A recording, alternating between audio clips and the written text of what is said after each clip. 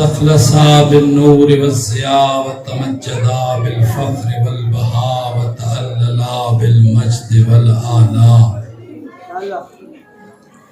خالق لا نظیر له واحد لا ند له احد لا صمد له رازق لا معین له وهو الہ لا ثانی معه صلوات پڑھیں مل کے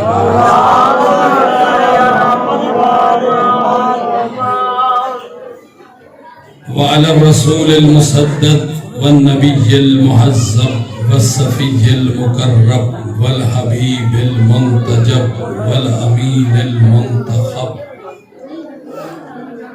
المحمود الأحمد والمصطفى الأمجد أبو القاسم محمد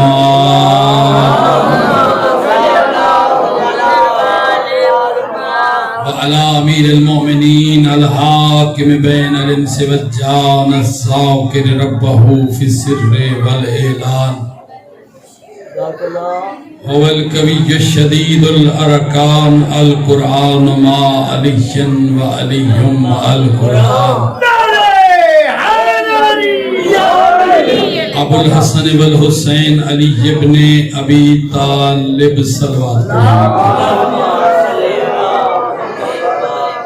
وعلى أولاد الطيبين الطاهرين المعصومين اما بعد فقد قال عز شانه في كتابه المجيد بسم الله الرحمن الرحيم من عمل صالحا من ذكر او انثى فهو مؤمن فلنحيينه حياة طيبة ولنجزينهم اجرهم باحسن ما كانوا يعملون صلوات پڑھیں ان کے بعد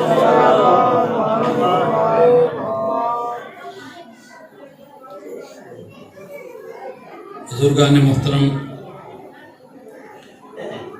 مرحومین کے ایصال ثواب کے لیے آپ یہاں اکٹھے ہیں یہ ہمدردی یہ مرنے والے کے لیے فاتحہ کے لیے جانا یہ اس کے لواحقین کے ساتھ ہمدردی کرنا یہ درس ہمیں عزاداری حسین سے ملا ہے چونکہ آپ نے دیکھا ہے دفتر میں بڑے بڑے افسر ہوتے ہیں وہاں وہ ماتحتوں کو سلام لینا بھی گوارا نہیں کرتے ہیں افسر کی کرسی ہے نوکر کھڑا ہے لیکن حسین نے یہ فرق مٹایا ہے وہ افسر جو ماتحت کو سلام لینا گوارا نہیں کرتا وہ فرش عذاب پہ اکٹھا بیٹھتا ہے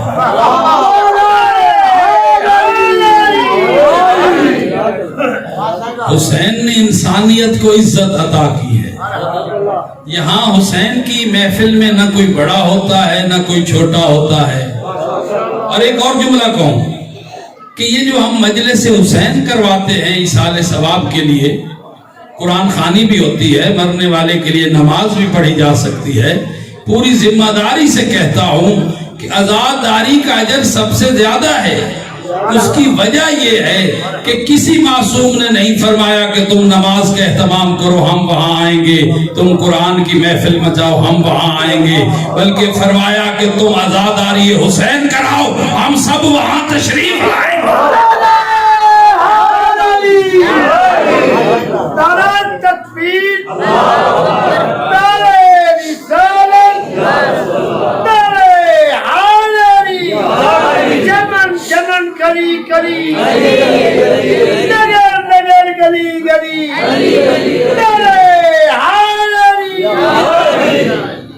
یہ درس حسین نے دیا ہے اور دیکھیں ایک اور بات کرتا چلو مجھے کسی نے دعوت پہ بلایا تو میں نے جوہر بھائی سے بھی کہا کہ اکٹھے چلتے ہیں جاننے والے ہیں انہوں نے کہا جناب انہوں نے آپ کو بلایا ہے میری بھی کوئی عزت ہے میں کیوں آؤں مجھے تو نہیں بلایا آپ کو بلایا گیا ہے کہ جب مجھے دعوت نہیں دی گئی تو میں کیوں آؤں کہ جو اتنی عزت کا خیال رکھتے ہیں بڑے بڑے لوگ. میں نے دیکھا کہ جب مجلس حسین کے بعد وہاں لنگر بٹ رہا تھا میں نے دیکھا کہ وہاں لائن میں جوہر صاحب سب سے پہلے کھڑے تھے.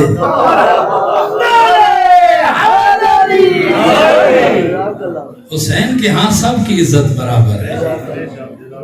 وہاں کوئی شرم محسوس نہیں کرتا, کوئی بڑا ہے کوئی چھوٹا ہے, سب لائن میں لگ کے لے رہے ہوتے ہیں. حسین کا لنگر ہے.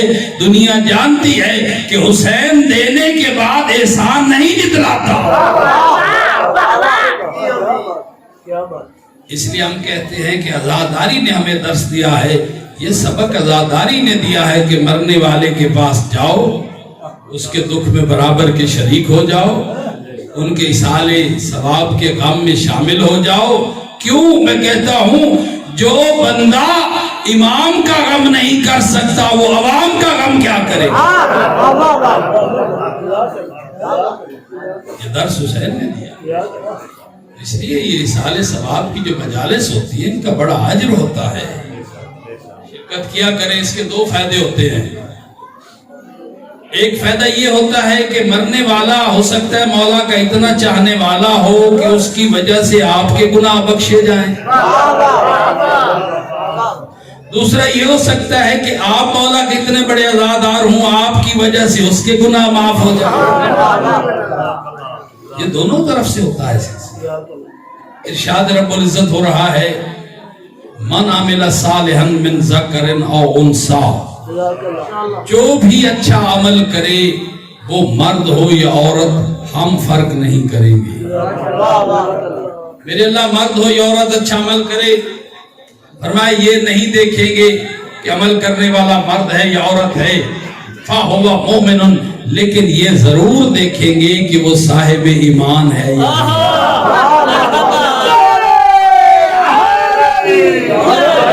کیونکہ میں نے اصالے ثواب پہ بات کرنی ہے اور آج انشاءاللہ واضح کر کے جاؤں گا کہ مرنے کے بعد بخشش کیا ہوتی ہے اور شفاعت کیا ہوتی ہے. کیونکہ جو لوگ یہاں ہیں ان کو کچھ ملے اور یہاں سے لے کے جائیں. جس نے بھی اللہ فرماتا اچھا عمل کیا وہ مرد ہو یا عورت نہیں دیکھیں گے. فَهُوَ مُؤْمِنٌ, لیکن یہ ضرور دیکھیں گے کہ وہ مومن ہے یا نہیں ہے. میرے اللہ پھر کیا ہوگا, فرمایا فَلَنُحْيِيَنَّهُ حَيَاةً طَيِّبَةً, پھر میں اللہ وعدہ کرتا ہوں کہ اسے مرنے کے باوجود مرنے نہیں دوں گا بلکہ پاکیزہ زندگی کے ساتھ زندہ رکھوں گا. فَلَنَجْزِيَنَّهُمْ أَجْرَهُمْ بِأَحْسَنِ مَا كَانُوا يَعْمَلُونَ, فرمایا جب وہ قیامت کے دن آئے گا تو اسے اس کے اعمال کی جزا الگ سے ادا کروں گا. دنیا میں یہ صلہ دیا کہ مرنے نہیں دوں گا, آخرت میں اجر الگ سے عطا کروں گا. یہ اللہ کا وعدہ ہے کہ جو اچھا عمل کرے گا مگر مومن ہوگا. شرط لگائی اور پورا قرآن دیکھ لیں, اللہ نے اکیلے عمل صالح کی بات کی ہی نہیں, ساتھ ایمان کی شرط رکھی. جیسے فرمایا سورہ والعصر میں بسم اللہ الرحمن الرحیم والعصر ان الانسان لفی خسر الا الذین آمنوا وعملوا الصالحات. مرحبا. انسان گھاٹے میں ہے مگر وہ نہیں ہے جو عمل صالح کرے مگر ایمان کے ساتھ کرے. دو باتیں ہو گئی, ایک عمل ایک ایمان. عمل اللہ فرماتا ہے قبول کروں گا ایمان کے ساتھ. اچھا پھر اللہ نے کرم یہ کیا کہ مرنے کے بعد مرنے والے کا اکاؤنٹ بند نہ کیا. مجھے پتا ہے شاید تھوڑا سا موضوع آپ کو خشک لگے کیونکہ مرنے کی بات ہو رہی ہے, لیکن انشاءاللہ یہ پیغام جو ہے آپ نے پہلے نہیں سنا ہوگا. کیا فرمایا اللہ نے کہ میں کریم ہوں, میں مرنے کے بعد مرنے والے کا اکاؤنٹ بند نہیں کروں گا. جیسے یہاں لوگ مرتے ہیں بینک والے پہلے اکاؤنٹ بند کر لیتے ہیں, اپنا پیسے نکلوائے نہیں جا سکتے. لیکن اللہ فرماتا ہے چونکہ میں عام کریموں کی طرح نہیں ہوں, میں کرم کا بھی خالق ہوں, میں اکاؤنٹ بند نہیں کروں گا. اگر تمہارا بڑا بیٹا तुम्हारी जगह पे नमाज पढ़ दे, मैं उसका सवाब तेरे अकाउंट में लिख दूंगा। नारे तकबीर, नारे रिसालत, नारे हैदरी। और एक और बात भी बताऊंगा कि कब्र में ये जो आपका लेन देन में कमी है या नमाज में अमाल में कमी रह गई है, कब्र में उसका अजाब नहीं होगा, उसका अजाब महशर में है। कब्र में क्यों नहीं है? अगर अल्लाह किसी बंदे को उसके नमाज न पढ़ने की वजह से कब्र में अजाब जारी कर दे और दूसरे दिन उसका बेटा पढ़ दे तो अजाब वापस कैसे होगा? ये अल्लाह मोहलत देता है इंसान को ताकि वो नेक औलाद छोड़ के जाए जो अपने बाप के लिए नमाजें पढ़े, उसके लिए सदका और खैरात करे। एक बंदे ने हज नहीं की, उसकी जगह पे किसी को भेज के हज करवा लिया। अल्लाह फरमाता है मैं करीम हूं, ये सवाब उसके अकाउंट में लिख दूंगा। समझ आ गई बात कि जो अमल की कमी है उसका पूरा होना मुमकिन है। तो मौलवी साहब किबला बैठे हैं तो उनकी ताईद हासिल करना चाहूं। एक आदमी आया मौलवी साहब के पास आके कहा किबला ये 2 लाख रुपए हैं, मेरे वालिद की 3-4 साल की कज़ा नमाजें हैं, ये किसी को पैसे दे के नमाजें पढ़वा दे। मौलवी साहब ने कहा ठीक है, ये नमाज इजारा इसको कहते हैं। भाईजान ताईद फरमाएंगे कि ये पैसे ठीक है मैं तालिब इल्मों को देता हूं, उन्हें कहता हूं कि इनकी नमाजें पढ़ दे। बुजुर्ग बैठे हैं दुआ लेने के लिए, जुमला कह रहा हूं, अमल की कमी मुमकिन हो गई, हमने पूरी करवा ली।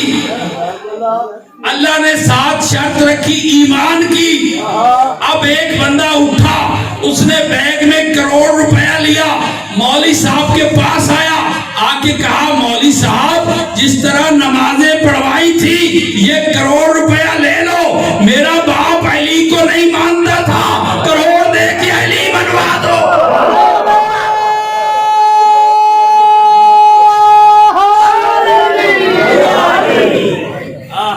मौलवी साहब ने कहा ये अकाउंट बंद हो चुका है। आपने सारे सवाब का मफहूम समझा है ना कि अमल का अकाउंट अल्लाह खुला रखता है। कोई मजलिस कराए, कुरान मजीद पढ़े, दरूद शरीफ पढ़े, किसी गरीब को खाना खिलाए, किसी गरीब को लिबास दे, उसकी जगह नमाजें पढ़वाए, उसकी जगह हज करवाए, अल्लाह फरमाता है क़यामत तक अकाउंट खुला रखूंगा।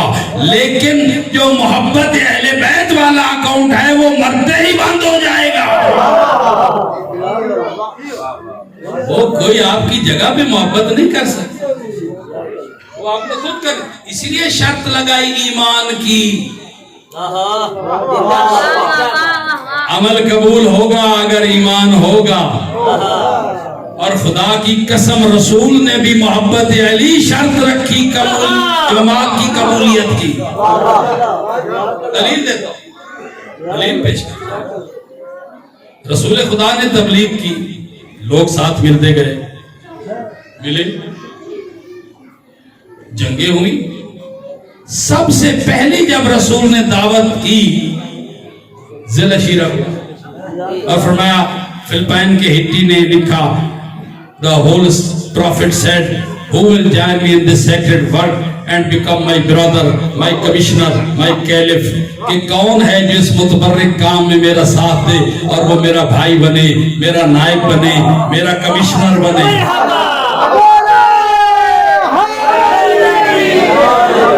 वो फिलिपाइन का अंग्रेज लिखता है, the whole assembly was silent until the youngest of all them, Ali, stood up and cried out with zeal, "Oh holy prophet, I will help you."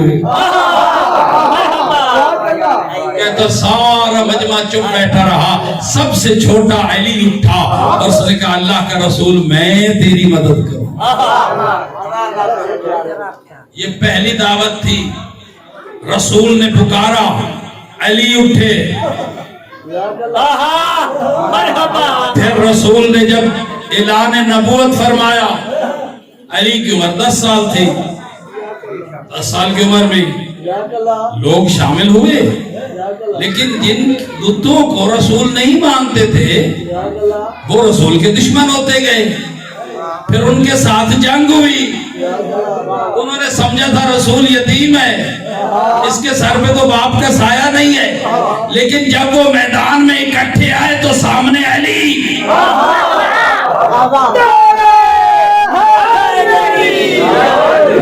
پھر دوسری جنگ ہوئی اس کے بدلے میں. ابو سفیان نے بدلہ لینے کے لیے اکٹھا کیا سب کو. پہلے تو ایسے اتفاقاً جنگ ہوئی, دوسری جنگ پلاننگ کے ساتھ ہوئی. اب وہ بڑے بڑے گھوڑے اور تیر انداز اور لڑنے والے لشکر لے کے آئے, ادھر سے ہزاروں, ادھر سے اکیلا علی. دیکھیں, اور جب یہ دین بڑھتا گیا, لوگ شامل ہوتے گئے. ایک بات سمجھانے کے لیے میں اپنی تقریر سے ہٹ کے یہ جملہ عرض کر رہا ہوں, پھر میں واپس آتا ہوں. لوگ شامل ہوتے گئے. اب جب لوگوں نے کلمہ پڑھنا شروع کیا, پڑھا لا الہ الا اللہ محمد رسول اللہ, مسلمان ہو گئے. کلمہ یہی ہے مسلمان ہونے کے لیے, لا الہ الا اللہ محمد رسول. یہ مسلمان ہونے کا کلمہ ہے, مومن ہونے کا نہیں ہے.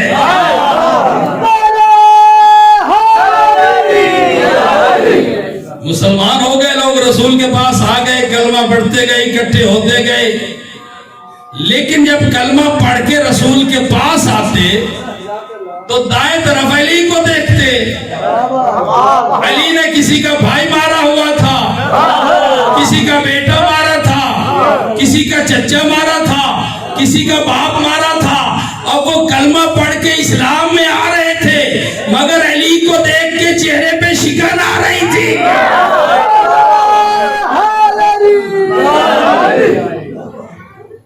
کلمہ اسلام میں تو داخل ہو رہے تھے, لیکن علی کو دیکھ کے چہرہ بدل رہا تھا.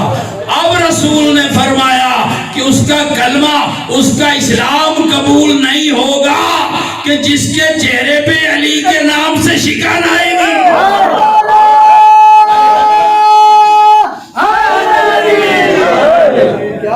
فرمایا قبولیت اسلام کی شرط ہوگی محبت علی. اور علی کے بغیر کوئی عمل قابل قبول نہیں ہوگا. رسول نے خود نہیں کہا, اللہ نے فرمایا رسول کل کہہ دے لا اسالکم علیہ اجرا, میں تم سے کوئی اجر کا سوال نہیں کرتا, الا المودۃ فی القربى, مگر میرے بعد میرے قربا سے مودت کرنا. یہ کل کا لفظ بتا رہا ہے, رسول خود نہیں ڈیمانڈ کر رہا, اللہ منگوا رہا ہے کہ مانگ. میں کوئی سوال نہیں کرتا, مگر اہل بیت کی محبت مانگ اپنی اجرت رسالت میں.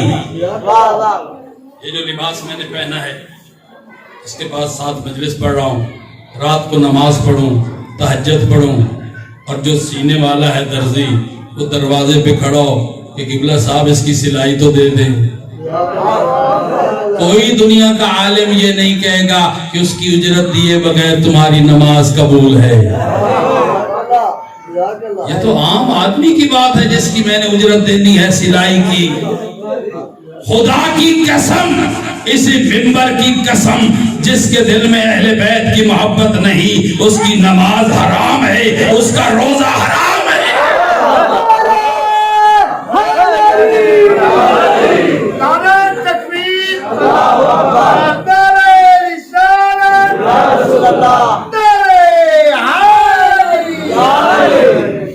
بھائی جب میں ایک سلائی والے کی اجرت نہ دوں اور نماز پڑھوں, میری نماز نہیں ہوتی. اور پھر رسول خدا کی اجرت نہ دے کے آپ عمل کیسے کریں گے؟ ایک اور مثال دے دوں. اچھا بھائی, مولوی صاحب گھر میں آئے, بیگم سے پوچھا کیا پکا ہے, اس نے کہا جی مرغی ہے. کہا کہاں سے آئی؟ کہا ہمسائے کے گھروں سے آئی تھی, میں نے ذبح کروایا. انہوں نے کہا لا حول ولا حرام. اس نے کہا کیوں حرام ہے؟ خود آئی تھی, اور پھر میں نے جس سے کہا اس نے تکبیر بھی پڑھی تھی, اللہ کا نام لے کے ذبح کیا تھا, اور آپ کہتے حرام ہے. اللہ کا نام لے کے ذبح کیا ہے اور آپ کہہ رہے ہیں حرام ہے. اس نے کہا یہ اس لیے حرام ہے کہ اس کی اجرت نہیں دی گئی. بھائی اجرت نہ دے کے حلال چیز بھی حرام ہو گئی تو اگر اہل بیت سے محبت نہیں ہوگی تو حلال نماز بھی جائز نہیں ہوگی.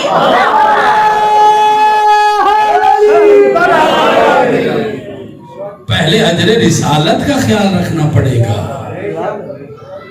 عمل کی کمی تو پوری ہو گئی لیکن ایمان کا اکاؤنٹ اللہ نے بند کر دیا. عمل کم ہے تو اس کا میں کر دوں گا لیکن محبت والی شرط خود پوری کرنی ہوگی. اب دیکھیں پوری دنیا کس لیے عبادت کر رہی ہے؟ جنت کے لیے. جیسے مولا علی علیہ السلام فرماتے ہیں کچھ باتیں ہوتی ہیں ممبر سے جو کبھی کبھی ہم کہتے ہیں, کہنی بھی چاہیے. یہ جو آپ بیعت کرتے ہیں نا, کسی پیر کی بیعت کرتے ہیں, بیعت کا کیا معنی ہوتا ہے؟ بیعت کا معنی ہوتا ہے بیچ دینا. بے نہیں ہوتا بے, کوئی زمین کی زر بے کیا ہے, بے ہوتا ہے بیچنے, قیمت کیا ہے. جو بیعت ہے وہ بندہ اپنے آپ کو بیچ رہا ہے پیر کے ہاتھوں. توجہ رہے کہ میں اپنی جان آپ کو دے رہا ہوں, آج کے بعد میری مرضی ختم ہے اور مرشد کی مرضی ہوگی. جہاں چاہے گا لے جائے گا, جہاں چاہے گا جو کام کہے گا وہ کرنا ہوگا, دوسرا نہیں کرنا ہوگا. لیکن مولا علی علیہ السلام فرماتے ہیں کہ خبردار اپنی جان جنت سے کم قیمت پہ کبھی نہ بیچنا.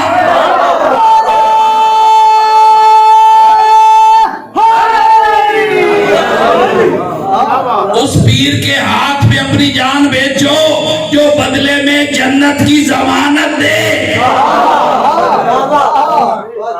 یہ بات ذہن میں رہے. ایک مرشد کی جگہ پہ یہاں بیٹھ کے یہ گفتگو کر رہا ہوں, پوری ذمہ داری سے کر رہا ہوں کہ جو جنت دینے کی ضمانت رکھتا ہو وہ بیعت لے, ورنہ بیعت صرف امام کی ہوتی ہے. مرشد کی تقلید ہو سکتی ہے, پیروی ہو سکتی ہے, اپنی جان کسی کو نہیں بیچی جا سکتی. اس کی قیمت کم سے کم جنت ہے. آپ کہتے ہیں کہ حسین نے یزید کی بیعت کیوں نہ کی؟ کیوں نہ کی؟ کیا یزید جنت دینے کی اہلیت رکھتا تھا؟ نعرہ تکبیر, نعرہ رسالت, نعرہ حیدری. کیا یزید یہ اہلیت رکھتا تھا؟ آپ بھی جس کی بیعت کرے اس سے جنت کی ضمانت لیں.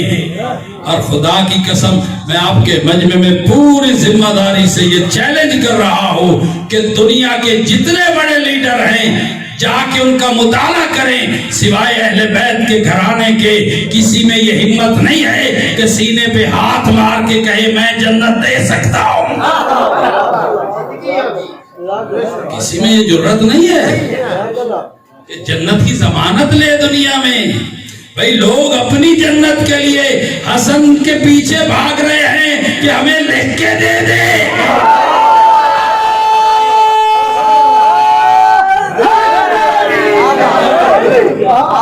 انہیں بھی پتا تھا کہ جنت کون لکھ کے دے سکتا ہے.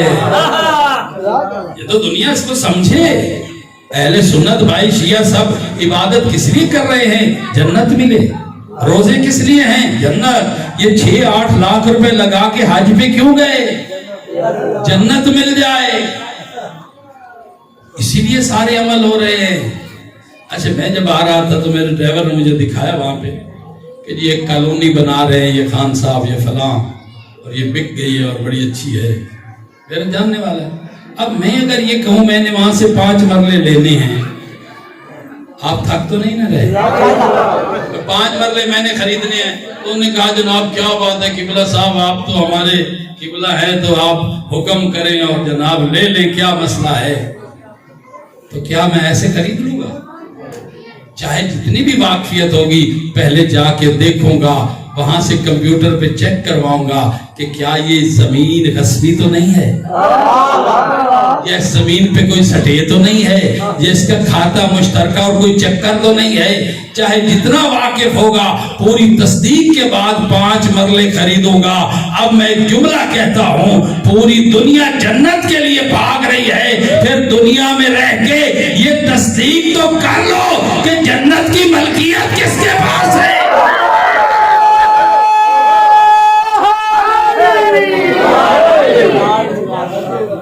یہ تصدیق تو کرو کہ جنت کہاں سے ملے گی، کہیں اس پہ سٹے تو نہیں ہے، کہیں کھاتا مشترکہ تو نہیں ہے۔ خدا کی قسم، حسین اور حسن کے سوا کوئی شریک نہیں ہے،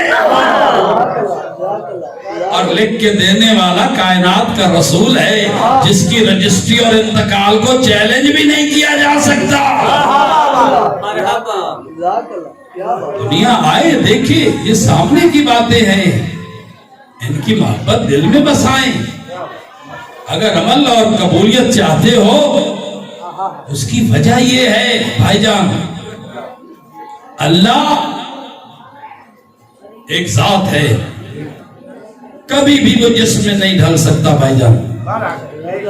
یہ جو دنیا کہتے ہیں نا قیامت والے دن آئے گا اور ایک پاؤں رکھے گا اور یہ کرے گا، سب غلط باتیں۔ اللہ کبھی بھی ظاہر نہیں ہوگا، اس کی وجہ جب بھی وہ جسم میں ڈھلے وہ محدود ہو جائے، اور جو محدود ہو جائے وہ اللہ نہیں ہو سکتا، وہ ایک جگہ میں نہیں آ سکتا۔ اب دیکھیں، ایک وہ وقت تھا کہ جب اللہ نے کچھ بھی خلق نہیں کیا تھا۔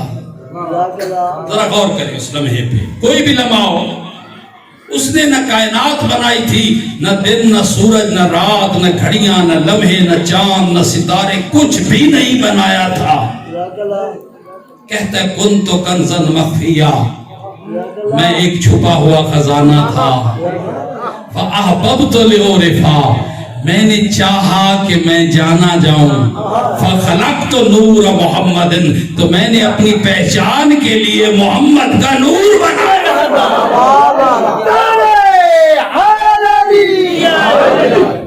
اچھا بھائی جان، جب بھی دنیا میں کوئی مصور تصویر بناتا ہے، 5 منٹ تک میرا ٹائم ہے، آپ کو بھی میں نے سنانا ہے، درود پڑھے مل کے بابا سے۔ یہ ہمارے علاقے میں بہت پڑھتا ہوں، بڑے مہربان ہیں، اور ان کا مجھے کوئی نہیں ہے کہ آ گئے ہیں تو پھر میں جلدی کروں گا، انشاءاللہ اپنے وقت میں پڑھوں گا۔ درود پڑھے مل کے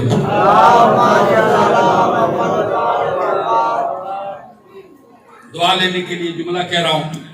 اللہ نے نور رسالت کو خلق کیا، سب سے پہلی مخلوق ہے نور محمد۔ ایک اللہ تھا خالق اور ایک مخلوق تھی، بس دو، نہ اس جیسا کوئی تھا نہ اس جیسا کوئی تھا۔ وہ بھی بے مثال تھا، یہ بھی بے مثال تھا، وہ بھی لا ریب تھا، یہ بھی لا ریب تھا، وہ بھی اکیلا تھا، یہ بھی اکیلا تھا۔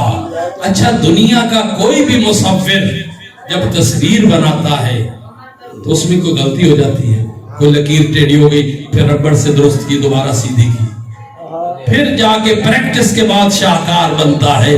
لیکن کمال ہے تخلیق خدا بندی کا کہ اس نے پہلی تصویر ہی وہ بنائی کہ پھر اس سے بہتر کوئی اور نہ بن سکی۔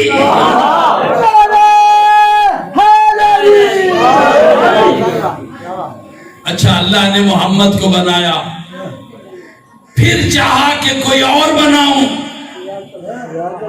اس سے بہتر بناؤں، وہ بھی محمد بنا۔ پھر اس نے تیسرا بنایا، چونکہ مخلوق میں اس سے بہتر بننے کی گنجائش نہیں تھی، وہ تو اپنا کمال دکھا رہا تھا۔ پھر اس نے تیسرا بنایا، وہ بھی محمد بنا۔ پھر چوتھا بنایا، محمد بنا۔ پانچواں بنایا، محمد بنا۔ 14 بنائے۔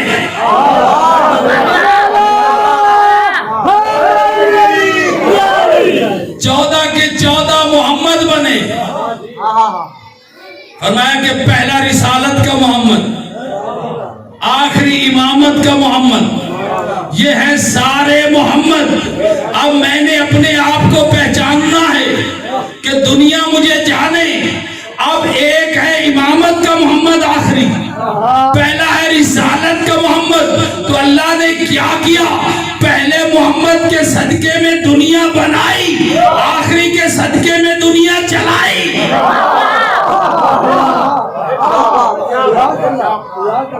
پہلے محمد بنایا کہ اس کے صدقے میں کائنات بنا, تاکہ میں جانا جاؤں. مخلوق ہوگی تو جانا جاؤں گا. پہلا محمد بنایا. آخری بنایا تاکہ اس کے ذریعے سے کائنات باقی رکھوں. اب یہ پہلا اور آخری محمد ملا کیسے؟ دیکھیں, نبوت کا محمد اور امامت کا محمد, اس سلسلے کو جوڑا کیسے؟ درمیان میں ایک وسیلہ بنایا جناب بطول کا, ہے وہ بھی محمد, لیکن مستور بنائی. کہا کہ رسالت اور امامت کا محمد ایسے ملاؤں گا, درمیان میں خلق کروں گا جناب بطول کو. پہلے محمد کو اس کا باپ بناؤں گا, آخری کو اس کا بیٹا بناؤں گا.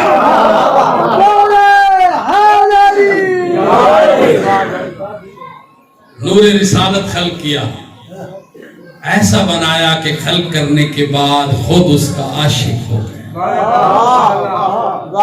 کہا تجھے اپنا حبیب بناتا ہوں, لیکن کیا کروں, تیرے جیسا بھی کوئی نہیں, میرے جیسا بھی کوئی نہیں. تو بھی لا ریب ہے, میں بھی لا ریب ہوں. تو بھی بے مثال ہے, میں بھی بے مثال ہوں. اب اگر مخلوق خلق کروں اور تجھے بھیج دوں, دنیا نے مجھے تو دیکھا ہوا نہیں, کہیں تجھی کو خالق نہ مان لے. پھر اللہ نے کیا کیا؟ قسم اللہ ذالک النور بنصفیہ, اللہ نے اس نور کے دو حصے کیے. آدھے کا محمد رہنے دیا, آدھے سے علی بنایا.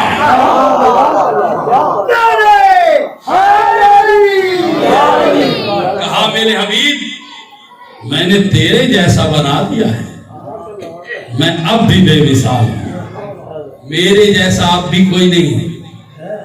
ان کو اس لیے بنایا کہ میں جانا جاؤں. توجہ ہے نا, اس لیے بنایا میں جانا جاؤں. اور کائنات اس لیے بنائی کہ یہ جانے جائیں. اب آپ تھک رہے ہیں, اب تقریر بھی میری عروج میں آ رہی ہے.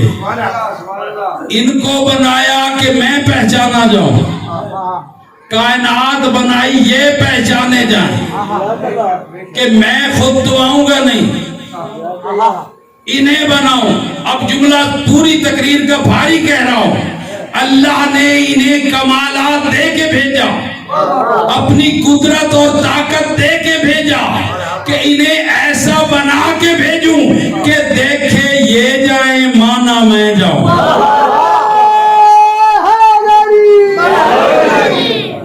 دیکھے یہ جائیں, مانا میں جاؤں. تقسیم یہ کریں گے, قاسم میں کہلاؤں گا, رزق یہ بانٹیں گے, رزاق میں مانا جاؤں گا, رحمت یہ ہوں گے, رحمان میں مانا جاؤں گا, عبادت یہ کریں گے, معبود میں مانا جاؤں گا. سورج میرا ہوگا, اشارہ ان کا چلے گا, چاند میرا ہوگا, انگلی ان کی کاٹے گی, ستارے میرے ہوں گے, دہلیز ان پہ اتریں گے, جنت میری ہوگی, ملکیت ان کی ہوگی, کوثر میری ہوگی, تقسیم ان کی ہوگی, گھر میرا ہوگا, ولادت ان کی ہوگی.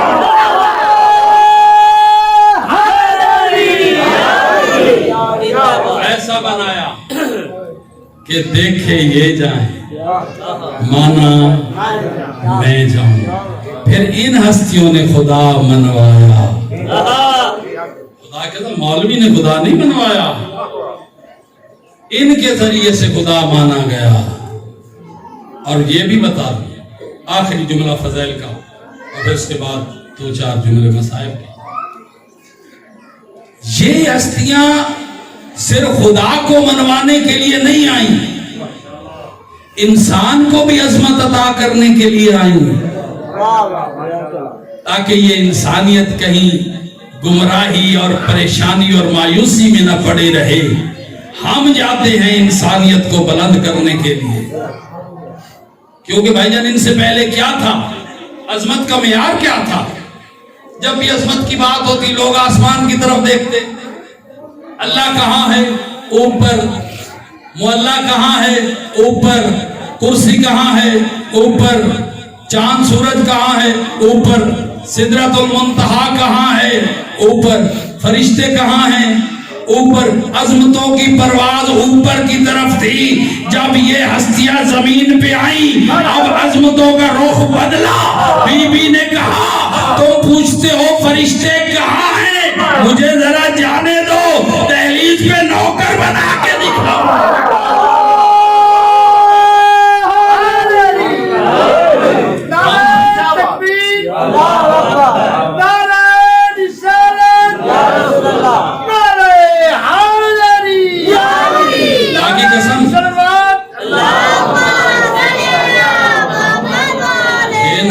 عظمتیں وہیں رہ جاتی. جب یہ زمین پہ آئے عظمتوں نے اپنا رخ بدل لیا. اب اوپر نہیں، جو یہ کہتے تھے کہ عرش معلیٰ اوپر ہے، حسین نے کہا مجھے جانے دو، کربلا کو معلیٰ بنا کے دکھاؤ. میں دکھاؤں گا وہ اللہ کیسے بنتا ہے.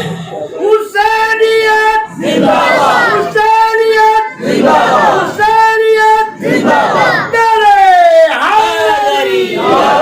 انہوں نے جوہر بھائی عظمتوں کا رخ موڑ دیا. خدا کی قسم عظمتوں نے اپنی پرواز زمین کی طرف کی. کل کو جو فرشتے رشک کے قابل تھے آج وہی کربلا کی خاک اٹھا کے جا رہے ہیں. انہوں نے عظمتوں کا رخ بدلا ہے. ہم بتائیں گے کہ عظمتیں کیا ہوتی ہے. کل اللہ پوچھ رہا تھا کہ انبئونی باسماء ہؤلاء، فرشتوں مجھے ان کے نام بتاؤ، یہ ہیں کون؟ جب یہ ہستیاں زمین پہ آئیں چادر کے نیچے اکٹھی ہوئی، اب رخ بدلا. اب فرشتے اللہ سے کہہ رہے ہیں میرے اللہ تو بتا زمین پہ کون ہے.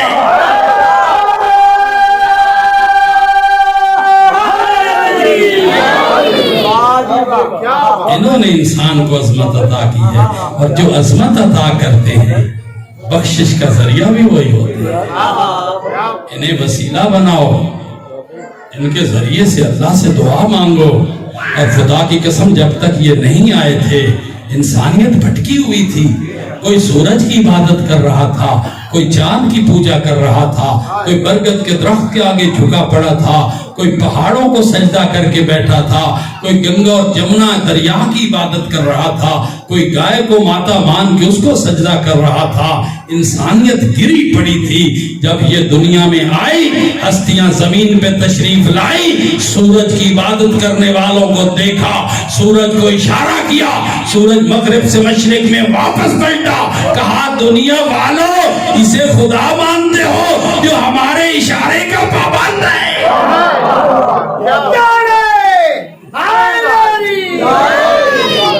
یہ تمہارا معبود ہے جو ہمارے اشارے پہ بھاگا چلا آ رہا ہے. اگر یہ تمہارا خدا ہے تو پھر ہم کیا ہیں؟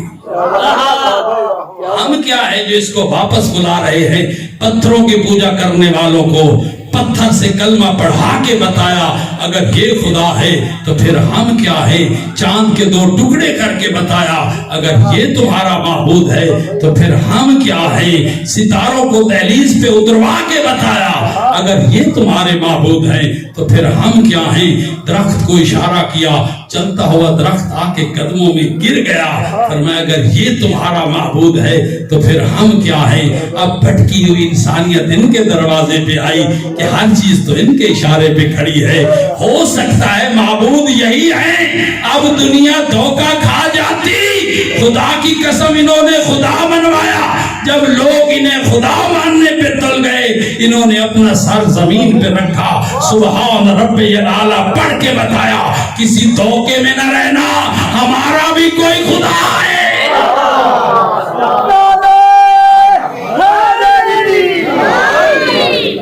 خدا انہوں نے منوایا.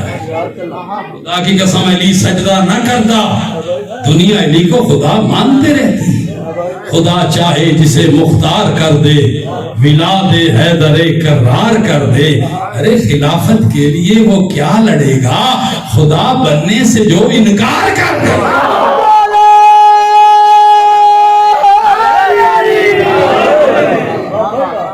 بس بہت زیادہ میں نے پڑھ لیا، ٹائم بھی ایسا ہے، آپ نے بہت اچھا سنا۔ مخصوص مضمون بھائی جان پڑھیں گے، چونکہ حق ہوتا ہے آخری پڑھنے والے کا۔ میں بھی اسی کے سارے 2 جملے آپ کی خدمت میں عرض کروں گا، لیکن ایک بات ضرور ہے، آپ نے بڑا اچھا سنا، بڑی داد دی، خوش ہوئے، نعرے لگائے، لیکن جو بی بی شام سے آئی ہے وہ فضائل سننے کے لیے نہیں آئی، وہ ہم سے کروڑ درجہ بہتر اپنے بابا کے فضائل جانتی ہے۔ اسے مقصد ہی اپنے بھائی کے رونے سے ہے۔ مجھے اسی ذکر کی قسم جس نے حسین کی لاش پہ ٹھنڈی سانس بھر کے کہا تھا، حسین گواہ رہنا، مجھے تیری لاش پہ کسی نے رونے نہیں دیا۔ آج زینب کربلا سے رونے کی حسرت لے کے جا رہی ہے۔ خدا کی قسم جب سزائیں مل رہی تھی نا، بس ایک گوشہ مصائب کا اسی بی بی کا ذہن میں آ گیا۔ پڑھنا تو بہت تھا لیکن فضائل میں زیادہ پڑھ گیا۔ جب مختار نے مختلف قاتلوں کو پکڑا اور پکڑ کے امام سجاد کے پاس لے آئے، امام دعائے قنوت میں ایک نام لے کے لعنت کر رہے تھے، اللہم لعن حارث بن نوفل، کہ حارث بن نوفل پہ لعنت ہو۔ مختار کہتا ہے مولا حارث بن نوفل نے کوئی اتنا بڑا جرم کیا ہے؟ فرمایا تو اسے پکڑ کے میرے پاس لے آ۔ مختار نے حارث بن نوفل کو پکڑا، بس جس کے دل میں قبر حسین ہے یہ جملہ کافی رہے گا۔ جب اسے پکڑ کے دربار میں لے آئے، مختار نے کہا ملاؤں میرا مولا کو کچھ اچھا بھی نہیں لگ رہا کھانے پینے میں، تیرا نام لے کے لعنت کر رہے ہیں، تو نے ظلم کیا ہے؟ کہتا ہے میں نے کسی کو قتل نہیں کیا، میں بعد میں پہنچا تھا کربلا میں۔ کہتا ہے شمر نے میری ایک ڈیوٹی لگائی تھی کہ یہ جو قافلہ جا رہا ہے اس میں کوئی بی بی بے شک سونا چاہے تو سو جائے، تیری ڈیوٹی یہ ہے تو نے علی کی بیٹی کو سونے نہیں دینا۔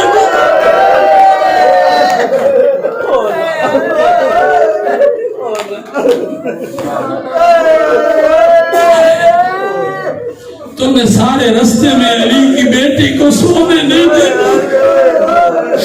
یہ بی بی کے محمل کے ساتھ ساتھ رہا، ویسے بھی جس کے 18 بھائی مارے جا چکی اسے کون سی نیند آنی تھی۔ ایک جگہ پہ قافلہ رکا، 24 سفر کا دن تھا، قافلے کو بیٹھنے کی اجازت ملی کیونکہ یہ فوجی خود تھک گئے تھے۔ انہوں نے کہا قافلے کو بٹھا دو، بی بی کو ایک درخت کی اوٹ کے ساتھ بیٹھنے کی اجازت مل گئی۔ درخت کی ٹھنڈی چھاؤں تھی، جیسے علی کی بیٹی درخت میں آ کے بیٹھی بی بی کی آنکھ لگ گئی۔ یہ بتاتا جب اس وقت بی بی کو جاگتے ہوئے 44 راتیں گزر چکے تھے، 44 راتوں سے بی بی متواتر جاگ رہی تھی۔ بس بی بی کی آنکھ لگی، یہ ملعون تاک میں بیٹھا تھا، اب مجھ میں ہمت نہیں ہے۔ جیسے اس نے بی بی کو سوتے ہوئے دیکھا، اس نے اپنا تازیانہ وہاں سے اٹھایا، سیدھا آیا، آگے اپنا ہاتھ گرایا، بی بی کے ہاتھ کی رسیاں ٹوٹ گئی، تڑپ گئی علی کی بیٹی کا عباس اس لیے مجھے ساتھ لائے۔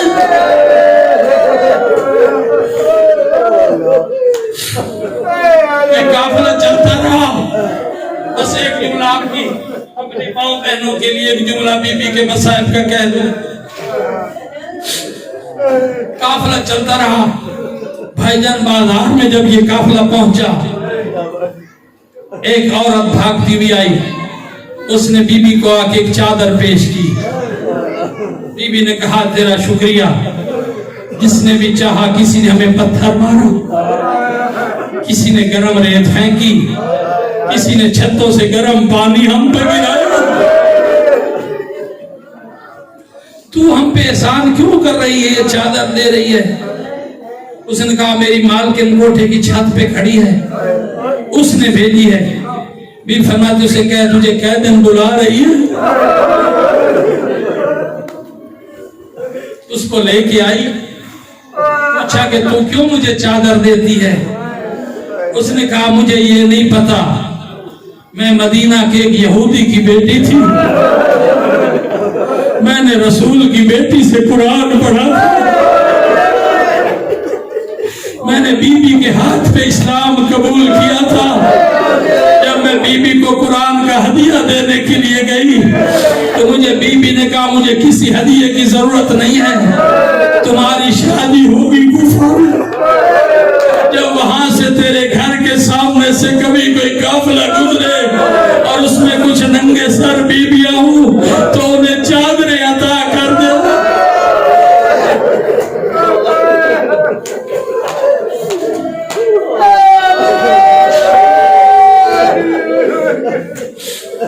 बीबी फरमाती अच्छा